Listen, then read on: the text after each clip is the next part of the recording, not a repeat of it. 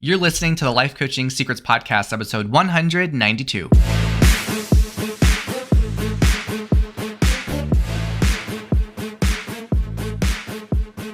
Did you know that life coaches are needed now more than ever? I'm Frank Macri, founder of Thriving Coach Academy. I've trained over 1,000 coaches and helped them launch their own successful coaching businesses. If you want to make an incredible income and impact as a coach and have a lot of fun doing it, I'll show you exactly how to get it done. This is Life Coaching Secrets. What's up, coaches? In this episode, we're going to address a topic that makes many coaches feel uneasy, and that is on how to have the confidence to charge what you know that you're worth and sell without being pushy. I'm going to go over how to have the confidence to charge. So when you think about selling your coaching to others, what feelings come up for you? For a lot of people, the thought of selling can trigger a lot of anxiety and self-doubt. But what if selling wasn't about needing to be pushy or aggressive? What if it was an opportunity for genuine connection and growth? We're going to dive into why a lot of coaches struggle with selling and how to shift your perspective around making offers. We're going to go over some of the fears that might hold you back, like rejection, or thinking that charging for your coaching cheapens your work, or the concern that you might be burdening your clients financially when you have them pay for your services. So if you've ever felt apprehensive about setting your rates and selling your services, then this is the perfect episode for you. So I brought this conversation up recently. I think it was at our retreat. We have an annual retreat every year for our coaches to come together in person. And we had a really great conversation around it. And when you get into entrepreneurship, you have all of these ideas and assumptions around what it means to sell and market yourself. And usually you're bringing in all of the worst situations and examples in your own life of times when you were sold to, or times when you felt like someone was maybe trying to take advantage of you. So you're bringing in all of your worst experiences and ideas, and you're just projecting that onto your business. So it does require openness, right? I'm going to share with you some things, and it's going to require that you have an open mind and you're really willing to think differently about yourself, about the world we live in, and the exchange of resources. So concern number one is that you are worried about people saying no to your offers to work with you. You feel like that you're not going to be able to handle that rejection or the judgment that comes along with that. Now, here's the truth. No one can make you feel rejected unless you have a thought that's causing you to feel rejected. So it's all about how you are interpreting the word no, the meaning that you're putting on it, right? Any entrepreneur, anyone that has a business, it is natural to have people that are yeses and people that are nos. So when someone says no, which will inevitably happen, especially as you raise your rates higher and higher, it is essential to know how to handle this and how to understand that a no is neutral, okay? A no doesn't mean anything until you assign meaning to it. I also have found something really interesting to be true, and that whenever you are receiving a no, whenever someone decides they don't want to work with you, you are being spared of something that wasn't meant to be. So it's like, as that phrase goes, man's protection is God's protection.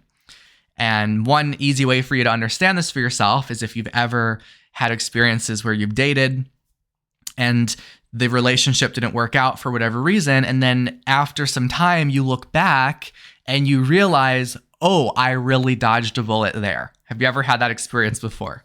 Man's rejection, God's protection. So that was not supposed to happen, right? If the person didn't end up being with you, they weren't supposed to be with you. If the client didn't end up hiring you, they weren't supposed to hire you. You've been spared. And you won't know in the moment what you're being spared of, but you just need to trust that you are being spared of something that wasn't meant to be. Apply this mindset to your own coaching business, okay? And when someone decides they are a no, they don't want to work with you, they are also leaving space for a much more ideal client that is right around the corner. That client is coming to you. Okay, and I found this to be true time and time again with my own business. Whenever I was upset because I thought that I would be such an amazing coach for a potential client, but they decided not to work with me, soon after, I ended up attracting a client that was truly a perfect match. So if you are consumed by rejection, whenever you really are worried about this and you start becoming really desperate, what you'll end up doing is taking on people who are not a good fit for you and your coaching. And I've had chapters of my coaching business many, many years ago when I sometimes would sink into desperation. And then I started working with clients that were not a good fit. It's like if you're in a relationship when out of desperation, like how does it usually work out if you're with someone because you're just desperate to be with someone, right? So there was a time in my business when I would attract clients that were not ideal, and I knew they weren't ideal, but I still decided to work with them. And I put all of this energy into working with these not ideal clients that I could have been putting into attracting the ideal fit. So it makes your life worse when you resist rejection instead of just embracing it and trusting that rejection is opening space for new opportunities, right? So if you were so afraid of rejection that you decide, I'm going to just charge, very, very little for my coaching, make it really cheap so I can avoid rejection and everyone's going to say yes to me, you are going to find that your business is not going to be fun. It's going to be very draining for you because you're not going to be attracting the ideal client for you.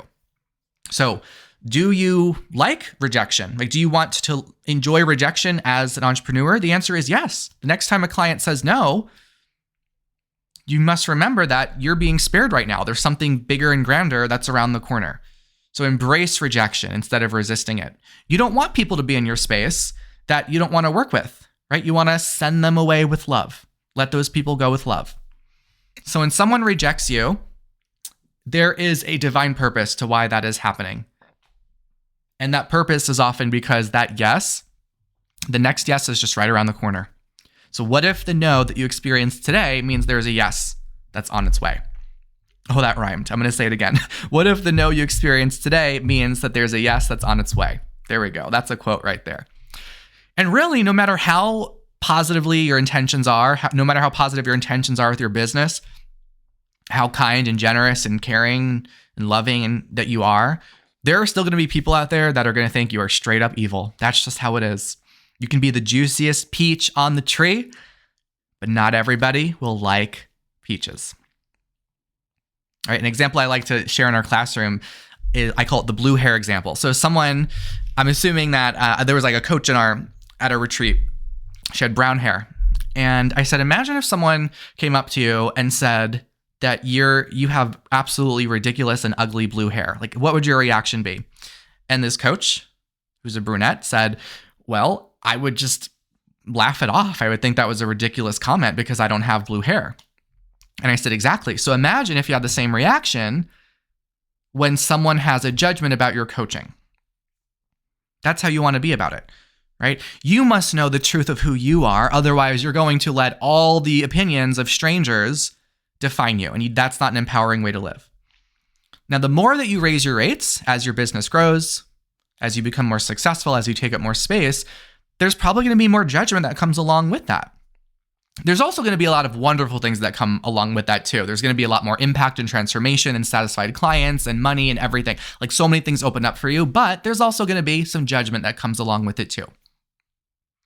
And you must realize that you are able to survive and thrive with all that judgment. You will be fine. Okay, it's often when you don't have any judgment or pushback or criticism, or no one is having an opinion, when you know that you're playing small. So you know that you're playing big when you do have people that have some pushback, criticism, or opinion. That's a good sign. Okay, so that addresses concern number one, which is I am afraid that people are going to reject and judge me when I make offers and sell my coaching. Let's go to concern number two. Concern number two that you might have is that when you start charging for your coaching, it's cheapening what you have to offer. Because maybe you've informally coached people in the past, or your job had paid you to coach. You used to do it for free, and now it feels weird to all of a sudden start charging to do it. Like, maybe you feel like you've been given this gift to coach others, and it feels odd to put a price on that for something that you're naturally gifted at doing. Now, I want you to think about this example. I'm going to illustrate a point that we're going to come back to this concern. I want you to imagine a luxury vehicle. So maybe think whatever comes to mind. It could be Lamborghini, let's say, for example. Imagine that you were going around looking for a Lamborghini, and you went into the dealership, and the The person there says, well, you can look at this car, this Lamborghini, it's actually 80% off. What is the first thought that you would have if someone told you that the Lamborghini was 80% off? You'd probably think, what's wrong with it? But think about how you might assume that if you make something cheaper or you discount it, it's better. You cheapen your value by not seeing what you are worth, okay? You cheapen your value by not seeing your worth. So what happens when you pay for something and you invest in something? What happens is that you have more accountability. You pay more attention to it. People who pay attention. So it's not a disservice to charge for your coaching. When you charge for your coaching, it invites people to pay attention to the work. It invites them to pay attention to their growth and their transformation. This is what allows them to get better results. It invites them to pay attention to the process. I've given a lot away for free in my decade in the coaching industry. I've given away quite a bit. And I found that even though my intentions were good, like to give things away for free, I noticed that the people who took the free resources I had, they did very little with it. And I'm not saying like there's no value in giving things away for free. I'm just realizing that when people do pay for something, it doesn't cheapen the experience. It actually enhances the experience.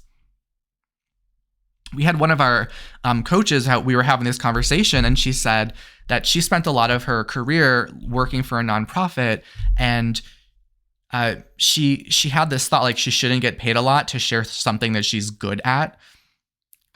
And that was just a rule that she realized she'd have to justify that she was getting underpaid. She would just use that rule to justify for all the years that she was underpaid at the nonprofit.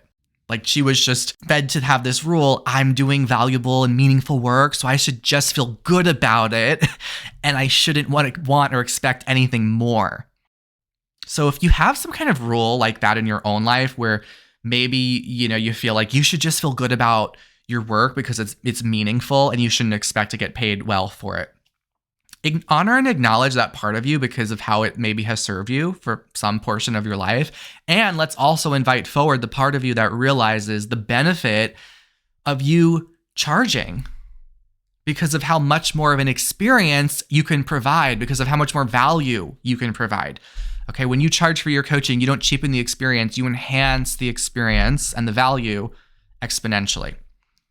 Let's look at another concern. You might feel like it's hard to have confidence charging for your coaching because you think that you just shouldn't really charge for something that you're naturally good at. I shouldn't charge for my gifts. Like I shouldn't charge because I don't have to put much effort into it. And for a lot of people who are drawn to coaching, you realize that a lot of people find that you are just such an easy person to talk to. You provide such a great listening ear. Like these are signs that you're born for coaching.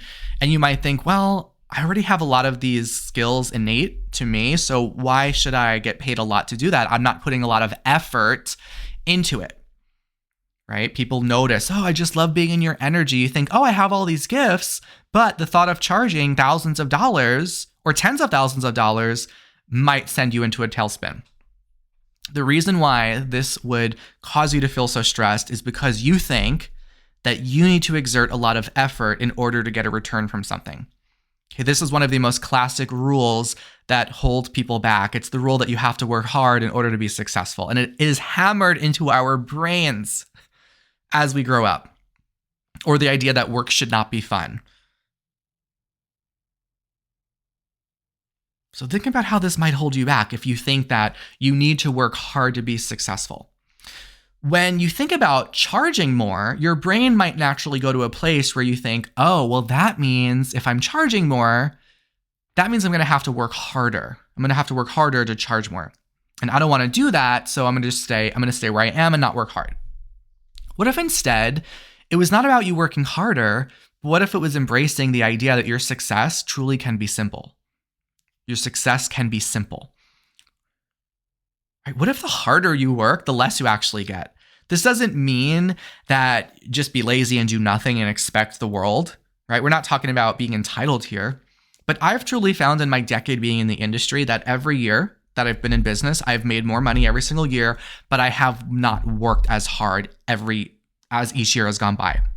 I feel like I worked the hardest in my first couple of years because I still had this rule, like I had to work so hard to be successful. So therefore, I pushed myself to work really hard and just like make myself really busy and just focus on just filling my calendar with all these tasks that were not really productive, not really meaningful. Whereas now I just know to dial in and focus on the simple things that get the best results for my business and for my clients. Okay. So when you realize that your success can be simple, this means that you intentionally do what matters. You don't just fill your calendar with fluff and with busy work. Okay. With more success doesn't mean you have to have more work that comes along with it. If you just give your coaching away for free and lots of people start saying, coach me, coach me, coach me, what is that going to do for you? It's just going to exhaust you and deplete you. And that's going to cause you to help fewer people, right? When you're exhausted and depleted. So if you're thinking, oh, I should just like give it away for free because I just want to help more people, it's actually going to have the opposite result. When you charge for your coaching, what does that do for your well-being? What does that do for your wellness? It fuels you, right? You have the resources to take care of yourself. You have the ability to recharge. You are well taken care of. It's like your cup is full and now you can overflow and provide more to others. Now, sometimes when people are drawn to coaching, I notice that they might have this persona, or we call it in the academy, we call it the mask that you might wear. There's different masks that a lot of people wear that hold them back from living their truth. And in our program, we teach you how to identify those masks in yourself and in your clients. A common one with people that are drawn to service-based industries or professions like coaching or teaching or nursing or therapy is that you feel like you need to be a martyr. You need to sacrifice and help people meet their needs at the expense of your own. So do you have a part of you that feels like you have to put others' needs ahead of your own? Like you need to fix and heal and solve other people's problems? Maybe there's like a people-pleasing tendency that you have. Compassion fatigue is a real thing, right? When you just are focused on other people's needs, it wears you out, it exhausts you, it can cause burnout. When you charge, you replenish yourself, which then allows you to have more to give back to others. I'm going to say that one more time. When you charge, you allow yourself to be well taken care of and replenished, which therefore allows you to have more to give back to others because you can't give what you don't have. So if you really do care about helping a lot of people, cheapening your coaching and giving it away for free is not going to enable you to do that. It's going to cause you to burn out and help fewer people.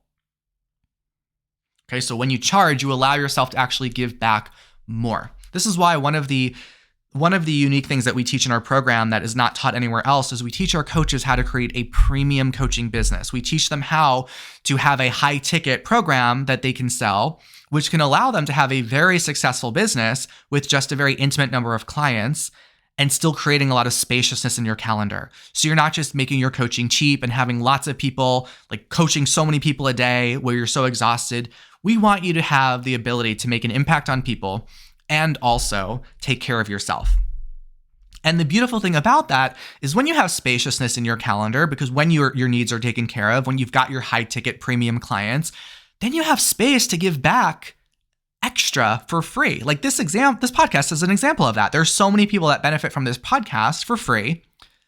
And I have the spaciousness in my life to provide almost 200 episodes now of free material to help people all around the world. And I love knowing that this podcast will exist well beyond my lifetime.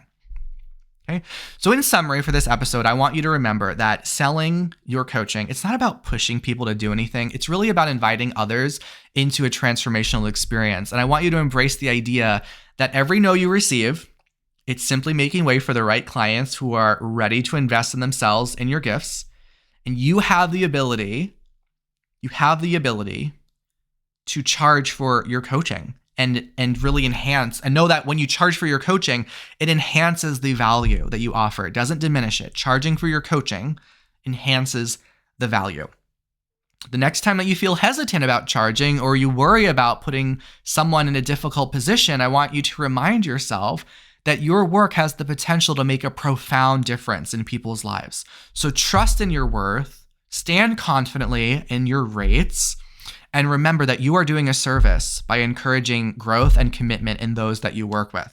Now, this is a really amazing time because we are about to start our next cohort. We're kicking off another cohort January of 2025. So if you're not already in the academy, this is your time. Let's get you inside.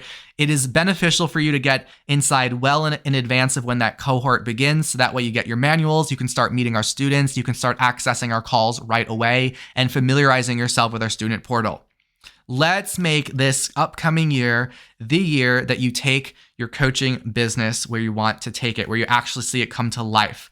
And if you're concerned around selling, we will provide you with all the support that you need to sell confidently and create the coaching business of your dreams. We would love to have you in the academy. So head over to our website to learn more and get started. Now, before I finish this episode, I'm going to share with you an interview that I had with one of our coaches inside the academy so you can hear about their experience and also learn from their tips on how to be successful as a coach. So enjoy their story, and I will see you in the next episode. My name is Amal Daraisa, and the moment I discovered coaching and that this is something that I wanted to do was when I was working with a very challenging student at my school. That's when coaching appeared as my final resort to help him. And it was like a light bulb. And I remember exactly what he said that made me stop and pause. And he said, I never thought of this way. And I knew right there and then that something really cool is happening right now. Something really profound is happening right now. Being an educator and working in an institution where I felt I was boxed, I felt that coaching gave me the freedom to extend my expertise and reach out to people in a way that my profession didn't allow me. It also, coaching gave me control over the decision-making, what I wanted to do, my schedule, flexibility. I felt like with flexibility, I could be more creative. I could be more authentic. I wanted to make a difference without the constraints of the institution that I was working in. It was just trying to follow what I wanted to do, what I felt I was meant to do. And coaching gave me that. As educators, what we have to do, or what we're trained to do or told to do, is this is the goal of every student. So the goals of students are already fixed and presented. And sometimes that really robs students from pursuing their dreams, being creative, or finding out who they are and following their desires and passions. Most of our work, 95% of the work, is so the student can get a good grade. And we know that there's more to education than just getting a good grade. Coaching allows us to do that. Coaching allows us to help people reach their potential, be the best version of themselves, and celebrate that. And so that, I think that's why you may see many educators, entertaining the thought of becoming a coach, because that's the calling of an educator. I needed a sign, I needed answers, because this coaching desire that has been in me, I did try to fight it for a while. I'm like, no, I need to stay with what I'm doing. It's okay. I'm going through a phase or something,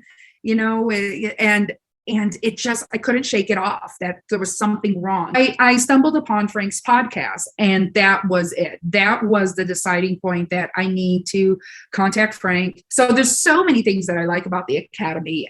First I could talk about is the material. So when Frank sent me the materials, which was shocking to me that he would send them overseas to Abu Dhabi, where I work and reside right now. So that was amazing. I didn't expect that. But it was like, oh, you're going to send me the materials? You mean it's not online or something I have to get on my own? And he was like, no, give me your address. We will get it out right now.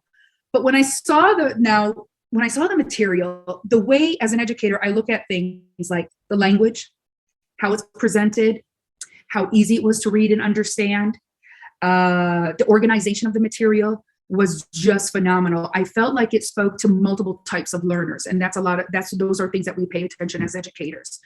But to my surprise, even though when I attended Module 1 and Module 2, not only did that material, spoke to multiple types of learners, even the way Frank presented the material and the pacing and the modeling spoke to multiple types of learners. So it doesn't matter what type of learner you are or what pace you're at or what level you're at.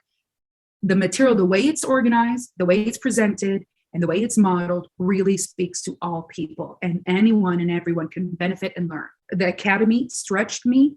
I've been pushed out of my comfort zone in a very positive way, where I am in a safe environment to grow, to learn, and to just discover things about myself and skills and confidence that, although I knew I had all those things, but it took it to a different level.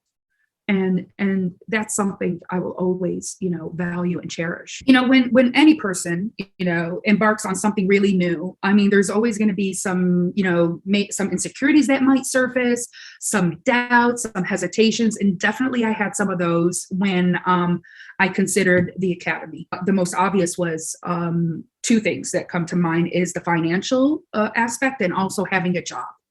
And then I thought to myself, I can come up with 101 excuses not to do this, but I just needed to come up with one reason to do it. And that had to break the ball, break the bank, as they say, and just move forward. I felt like all my life that things, even though I've chosen my degree and I've gotten that and all that, but I always felt like somebody had a say, somebody had a finger in it, in that decision making. And joining the Academy was for the first time I felt my decision, no influences but myself. And I'm putting myself first. And it made me even think that I don't want to live a life of regrets or what if, should have, did I, all these ifs and buts. But sometimes you don't realize that until you plunge, you take the plunge and you step. So that is the most difficult step to take, is take the plunge first. And then you realize that you're living a life with no regrets and you're actually doing something for yourself. At this moment, I have 2 paying clients, and it's been great. And as a coach in training, and due to the material in the program that I'm in that is laid out, everything's so clear for me step by step to follow, I was able to get those 2 paid clients.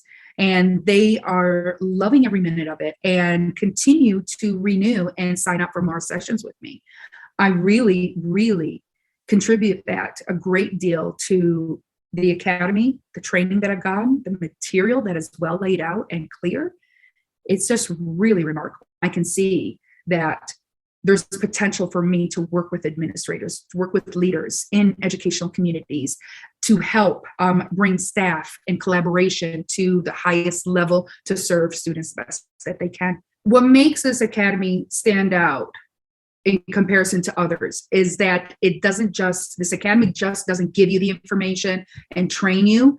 They take you as far as you need to go to build your own business. It doesn't stop there. That's important. It is very challenging for anyone at any level to say, okay, I've done the training. How do I get a client? The Academy is there to tell you. Okay, now that I got a client, how do I organize my finances? How do I find my niche? The Academy's there for you. And I like that you're not left hanging alone. What I would say to prospective students is take it from someone who's been there, who's tried it. You will not regret it. You will walk away with an experience that you've never had before. You will see things in a different light, and you have nothing to lose. Go for it. Hey, would you like access to powerful coaching tools you can use on yourself and clients right away? For being a listener of the podcast, I'm giving you a VIP guest pass to get a sneak peek into my coach training program. Inside, you'll learn our coaches' secret tool they use to transform their clients' lives. And you'll also get a training on how to launch a coaching business. Just head over to www.thrivingcoachacademy.com/VIP to get started. I'll see you on the inside.